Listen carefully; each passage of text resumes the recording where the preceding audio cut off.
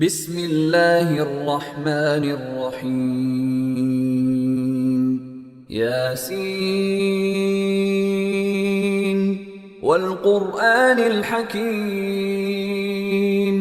إنك لمن المرسلين على صراط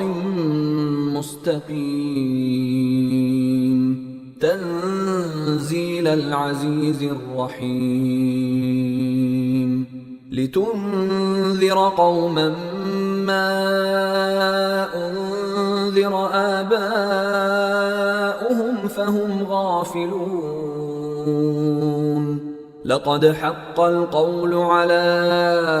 أكثرهم فهم لا يؤمنون إنا جعلنا في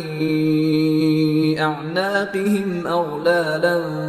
فهي إلى الأذقان فهم مقمحون وجعلنا من بين أيديهم سدا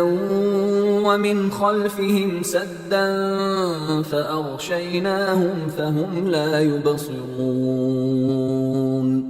وسواء عليهم أأنذرتهم أم لم تنذرهم لا يؤمنون إنما تنذر من اتبع الذكر وخشي الرحمن بالغيب فبشره بمغفرة وأجر كريم إنا نحن نحيي الموتى ونكتب ما قدموا وآثارهم وكل شيء أحصيناه في إمام مبين واضرب لهم مثلا أصحاب القرية إذ جاءها المرسلون إذ أرسلنا إليهم اثنين فكذبوهما فعززنا بثالث فقالوا إنا إليكم مرسلون قالوا ما أنتم إلا بشر مثلنا وما أنزل الرحمن من شيء إن أنتم إلا تكذبون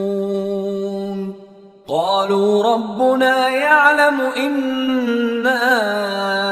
إليكم لمرسلون وما علينا إلا البلاغ المبين قالوا إنا تطيرنا بكم لئن لم تنتهوا لنرجمنكم وليمسنكم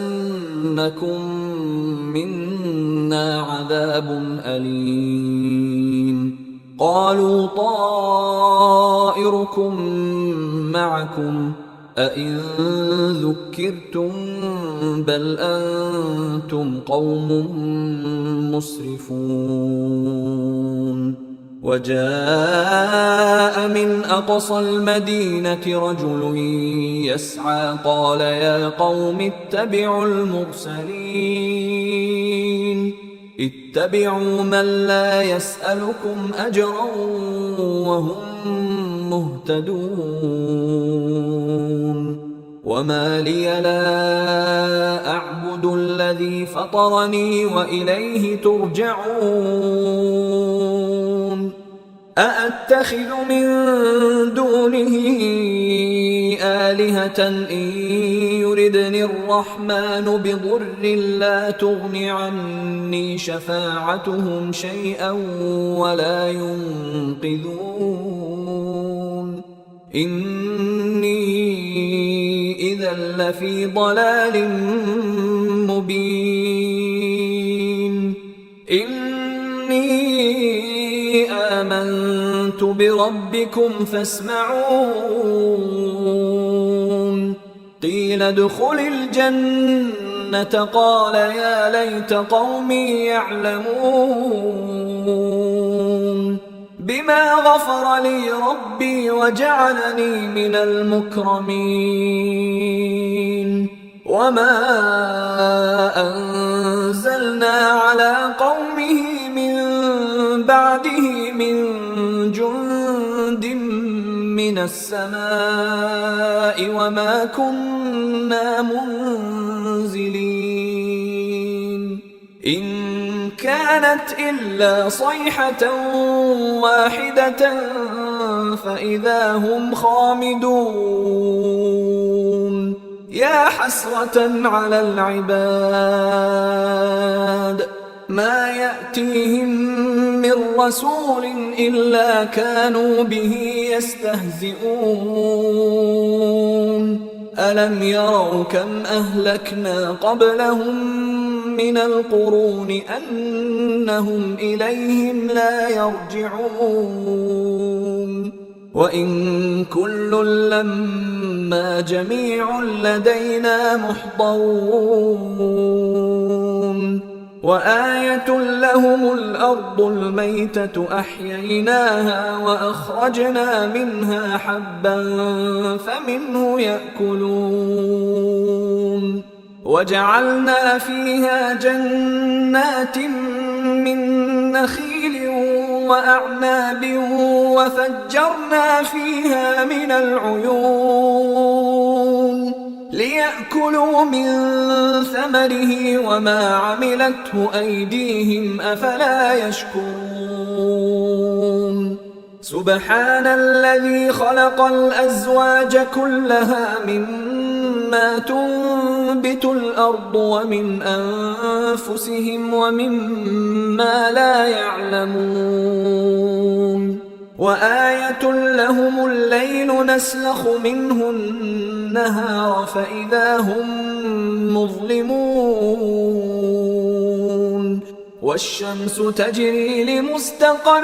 لها ذلك تقدير العزيز العليم والقمر قدرناه منازل حتى عاد كالعرجون القديم لا الشمس ينبغي لها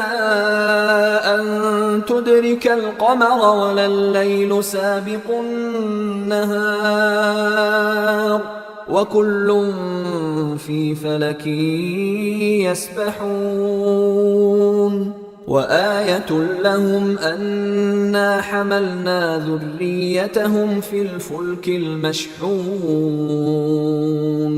وخلقنا لهم من مثله ما يركبون وإن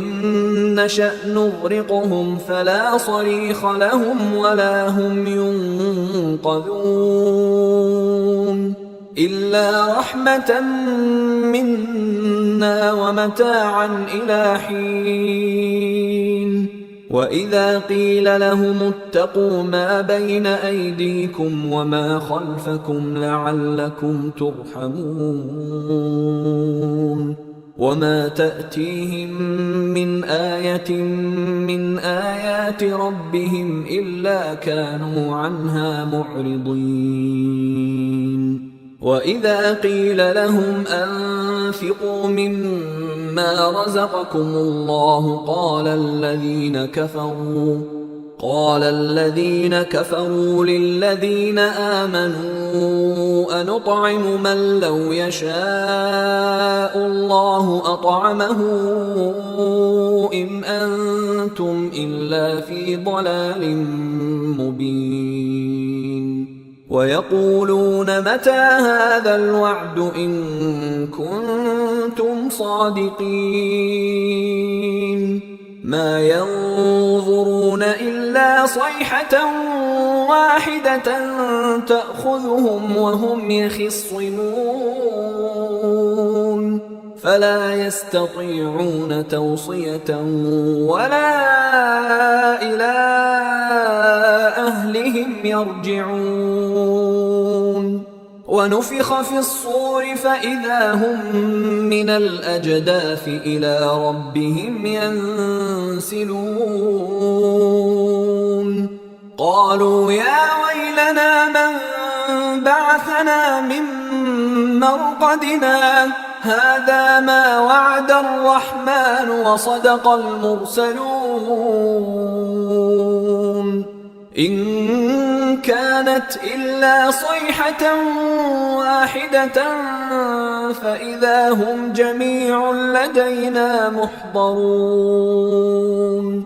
فاليوم لا تظلم نفس شيئا ولا تجزون إلا ما كنتم تعملون إن أصحاب الجنة اليوم في شغل فاكهون هم وأزواجهم في ظلال على الأرائك متكئون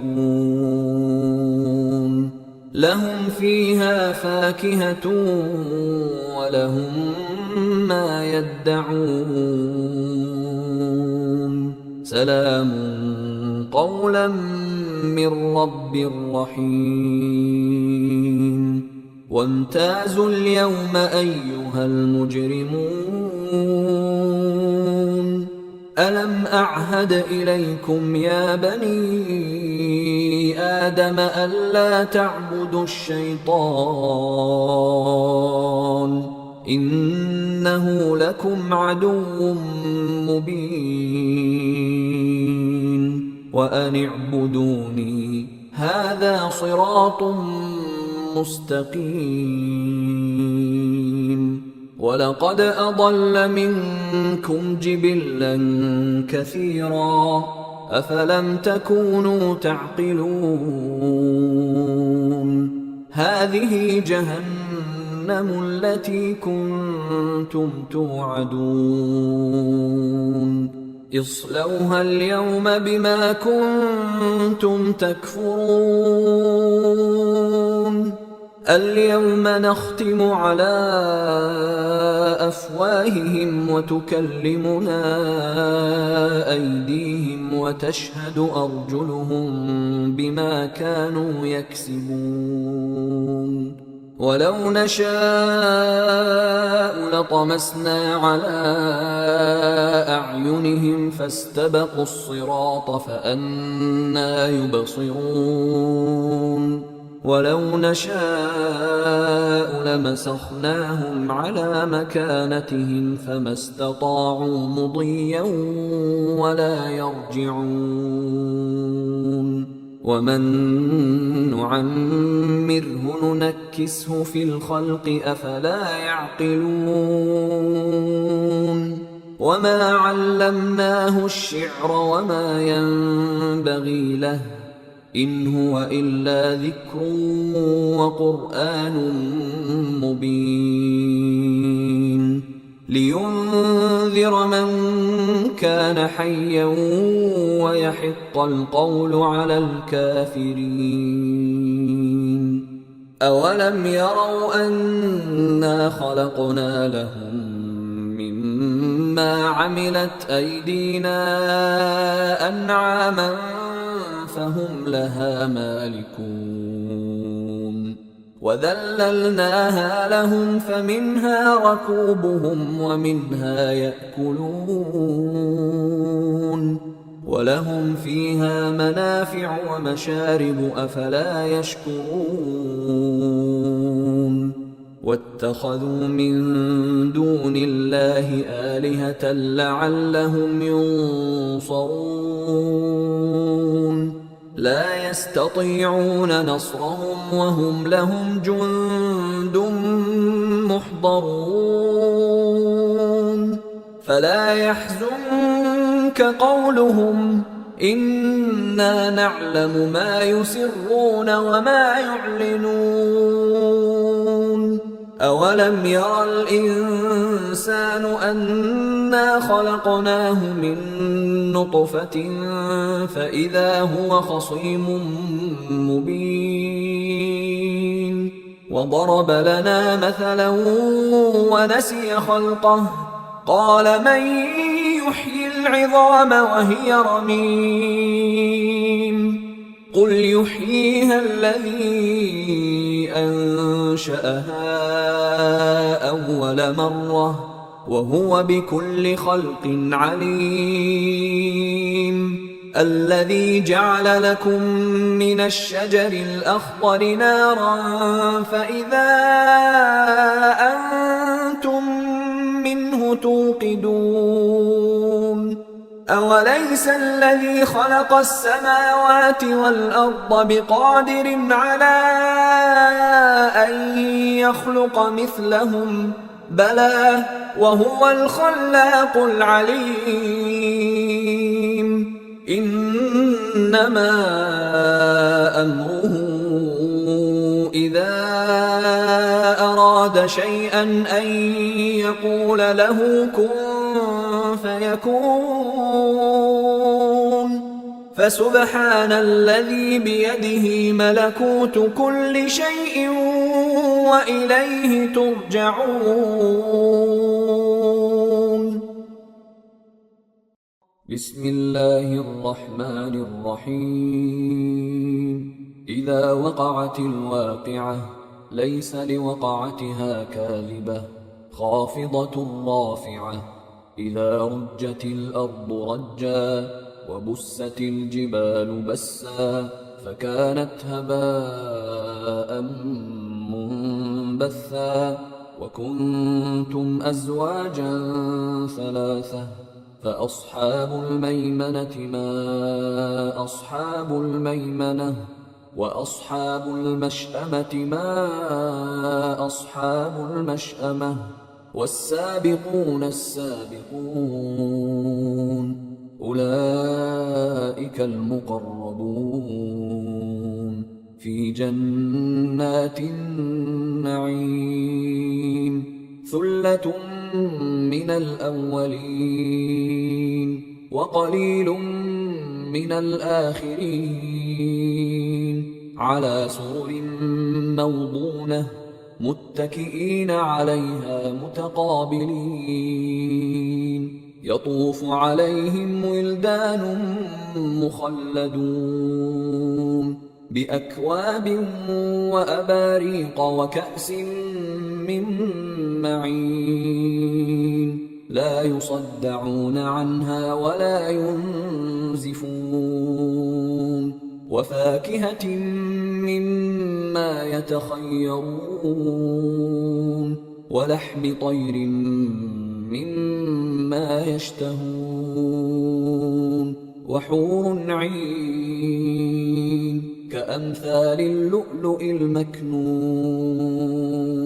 جزاء بما كانوا يعملون. لا يسمعون فيها لغوا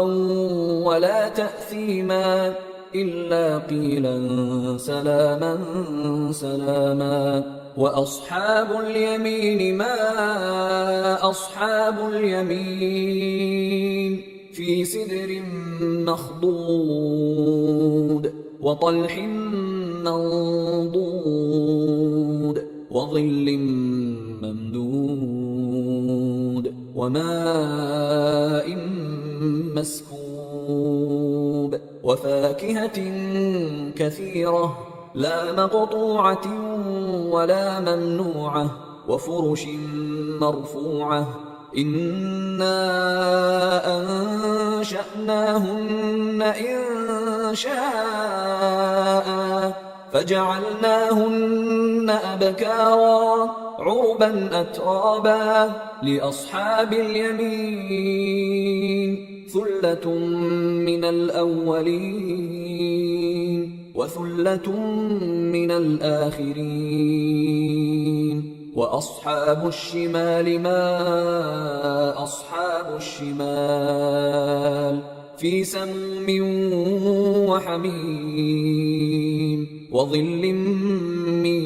يحموم لا بارد ولا كريم. إنهم كانوا قبل ذلك مترفين وكانوا يصرون على الحنث العظيم. وكانوا يقولون أئذا متنا وكنا ترابا وعظاما أئنا لمبعوثون أو آباؤنا الأولون قل إن الأولين والآخرين لمجموعون إلى ميقات يوم معلوم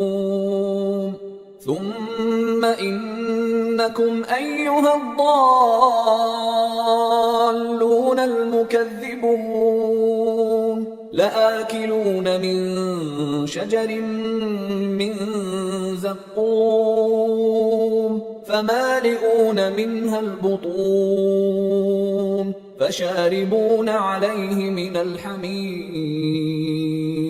فشاربون شرب الهيم هذا نزلهم يوم الدين نحن خلقناكم فلولا تصدقون أفرأيتم ما تمنون أأنتم تخلقونه أم نحن الخالقون نحن قدرنا بينكم الموت وما نحن بمسبوقين على أن نبدل أمثالكم وننشئكم فيما لا تعلمون ولقد علمتم النشأة الأولى فلولا تذكرون أفرأيتم ما تحرثون أأنتم تزرعونه أم نحن الزارعون لو نشاء لجعلناه حطاما فظلتم تفكهون إنا لمغرمون بل نحن محرومون أفرأيتم الماء الذي تشربون أأنتم أنزلتموه من المزن أم نحن المنزلون لو نشاء جعلناه أجاجا فلولا تشكرون أفرأيتم النار التي تورون أأنتم أنشأتم شجرتها أم نحن المنشئون نحن جعلناها تذكرة ومتاعا للمقوين فسبح باسم ربك العظيم فلا أقسم بمواقع النجوم وإنه لقسم لو تعلمون عظيم إنه لقرآن كريم في كتاب مكنون لا يمسه إلا المطهرون تنزيل من رب العالمين أفبهذا الحديث أنتم مدهنون وتجعلون رزقكم أنكم تكذبون فلولا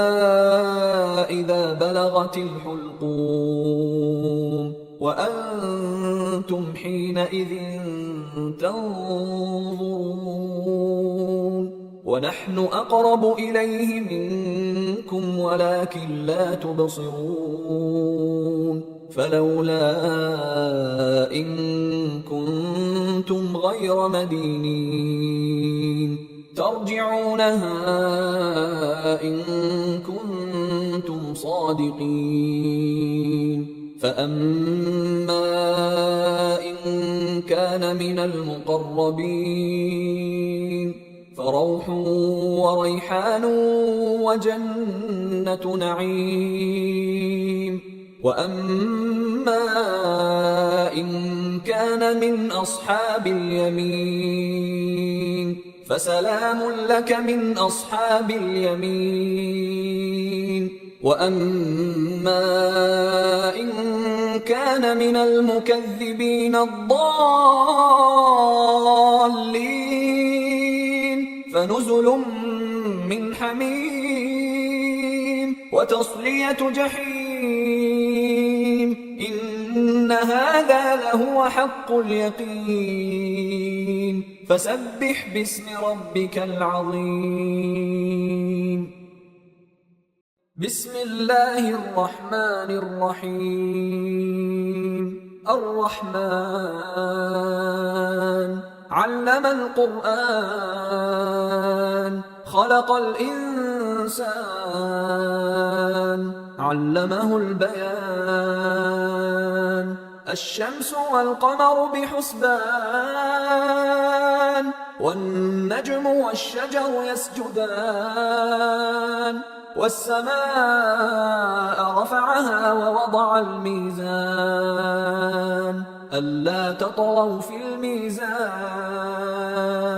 وأقيموا الوزن بالقسط ولا تخسروا الميزان والأرض وضعها للأنام فيها فاكهة والنخل ذات الأكمام والحب ذو العصف والريحان فبأي آلاء ربكما تكذبان خلق الإنسان من صلصال كالفخار وخلق الجان من مارج من نار فبأي آلاء ربكما تكذبان رب المشرقين ورب المغربين فبأي آلاء ربكما تكذبان مرج البحرين يلتقيان بينهما برزخ لا يبغيان فبأي آلاء ربكما تكذبان يخرج منهما اللؤلؤ والمرجان فبأي آلاء ربكما تكذبان وله الجوار المنشآت في البحر كالأعلام فبأي آلاء ربكما تكذبان كل من عليها فان ويبقى وجه ربك ذو الجلال والإكرام فبأي آلاء ربكما تكذبان يسأله من في السماوات والأرض كل يوم هو في شأن فبأي آلاء ربكما تكذبان سنفرغ لكم أيها الثقلان فبأي آلاء ربكما تكذبان يا معشر الجن والإنس إن استطعتم أن تنفذوا من أقطار السماوات والأرض فانفذوا لا تنفذون إلا بسلطان فبأي آلاء ربكما تكذبان يرسل عليكما شواظ من نار ونحاس فلا تنتصران فبأي آلاء ربكما تكذبان فإذا انشقت السماء فكانت وردة كالدهان فبأي آلاء ربكما تكذبان فيومئذ لا يسأل عن ذنبه إنس ولا جان فبأي آلاء ربكما تكذبان يعرف المجرمون بسيماهم فيؤخذ بالنواصي والأقدام فبأي آلاء ربكما تكذبان هذه جهنم التي يكذب بها المجرمون يطوفون بينها وبين حميم آن فبأي آلاء ربكما تكذبان ولمن خاف مقام ربه جنتان فبأي آلاء ربكما تكذبان ذواتا أفنان فبأي آلاء ربكما تكذبان فيهما عينان تجريان فبأي آلاء ربكما تكذبان فيهما من كل فاكهة زوجان فبأي آلاء ربكما تكذبان متكئين على فرش بطائنها من استبرق وجنى الجنتين دان فبأي آلاء ربكما تكذبان فيهن قاصرات الطرف لم يطمثهن إنس قبلهم ولا جان فبأي آلاء ربكما تكذبان كأنهن الياقوت والمرجان فبأي آلاء ربكما تكذبان هل جزاء الإحسان إلا الإحسان فبأي آلاء ربكما تكذبان ومن دونهما جنتان فبأي آلاء ربكما تكذبان مدهامتان فبأي آلاء ربكما تكذبان فيهما عينان نضاختان فبأي آلاء ربكما تكذبان فيهما فاكهة ونخل ورمان فبأي آلاء ربكما تكذبان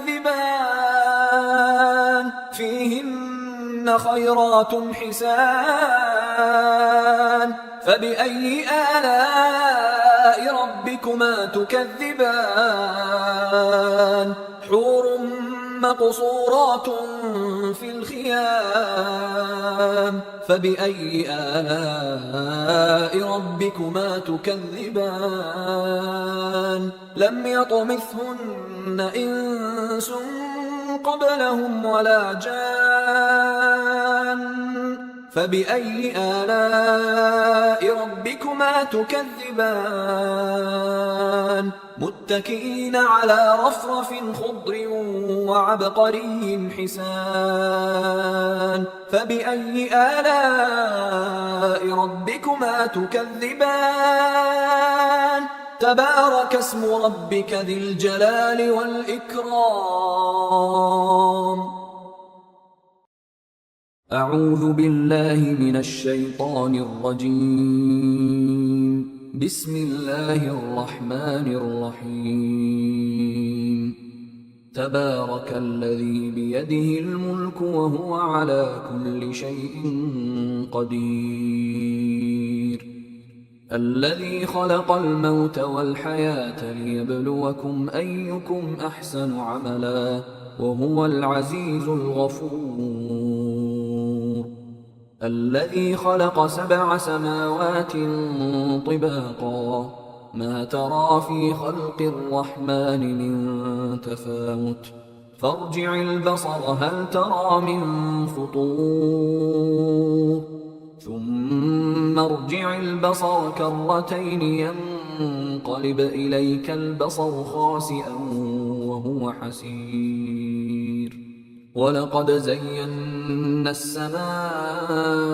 الدنيا بمصابيح وجعلناها رجوما للشياطين وأعتدنا لهم عذاب السعير وللذين كفروا بربهم عذاب جهنم وبئس المصير إذا ألقوا فيها سمعوا لها شهيقا وهي تفور تكاد تميز من الغيظ كلما ألقي فيها فوج سألهم خزنتها ألم يأتكم نذير قالوا بلى قد جاءنا نذير فكذبنا وقلنا ما نزل الله من شيء إن أنتم إلا في ضلال كبير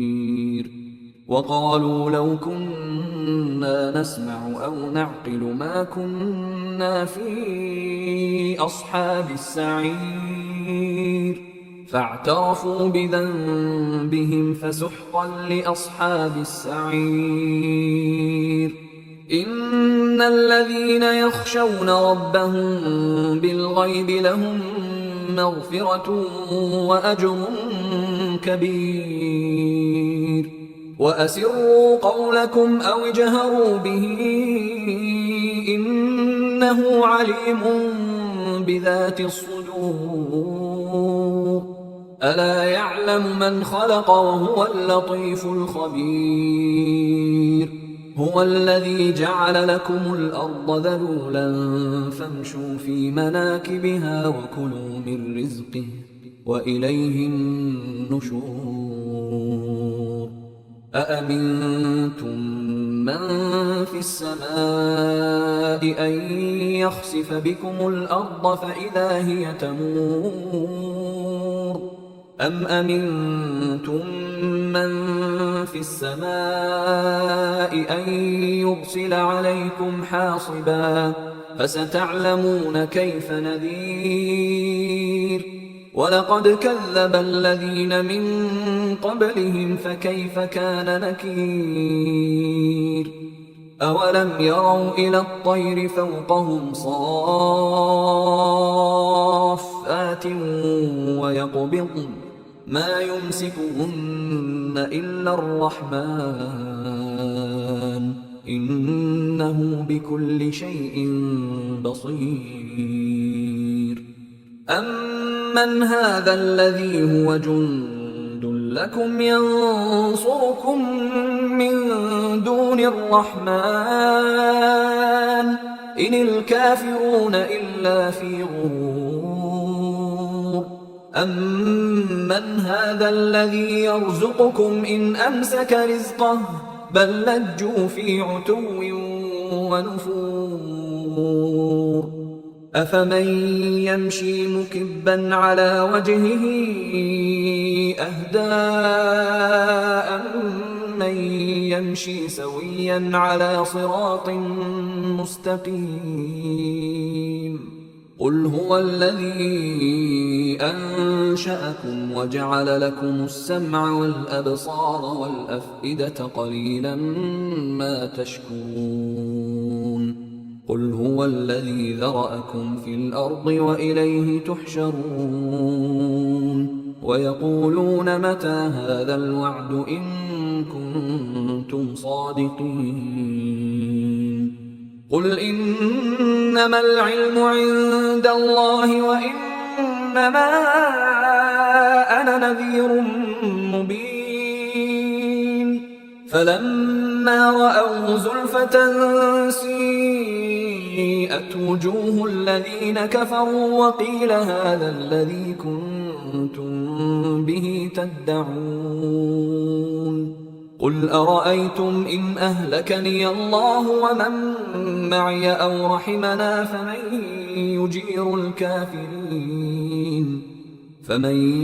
يجير الكافرين من عذاب أليم. قل هو الرحمن آمنا به وعليه توكلنا فستعلمون من هو في ضلال مبين. قل أرأيتم إن أصبح ماؤكم غورا فمن يأتيكم بماء معين. بسم الله الرحمن الرحيم. يا أيها المزمل قم الليل إلا قليلا نصفه أو انقص منه قليلا أو زد عليه ورتل القرآن ترتيلا إنا سنلقي عليك قولا ثقيلا إن ناشئة الليل هي أشد وطئا وأقوم قيلا إن لك في النهار سبحا طويلا واذكر اسم ربك وتبتل إليه تبتيلا رب المشرق والمغرب لا إله إلا هو فاتخذه وكيلا واصبر على ما يقولون واهجرهم هجرا جميلا وذرني والمكذبين أولي النعمة ومهلهم قليلا إن لدينا أنكالا وجحيما وطعاما ذا غصة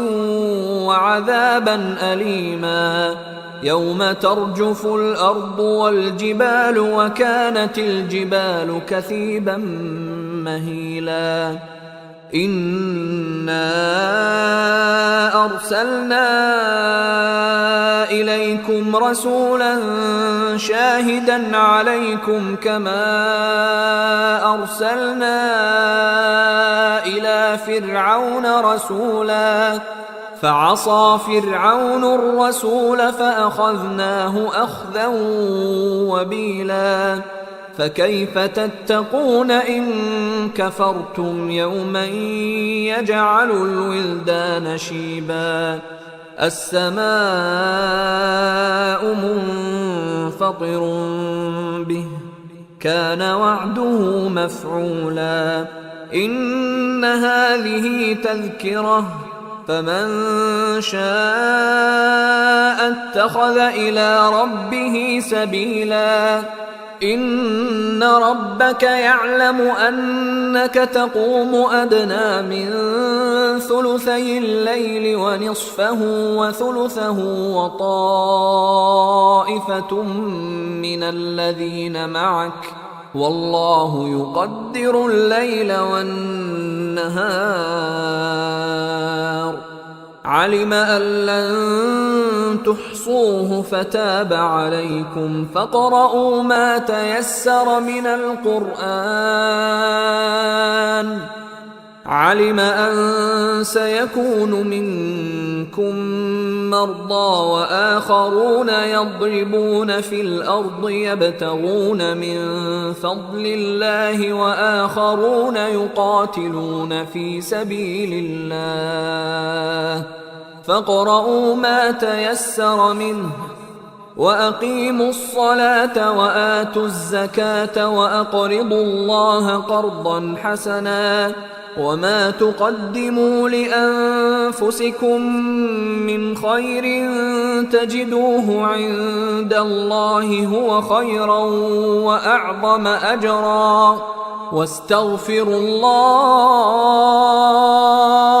إن الله غفور رحيم.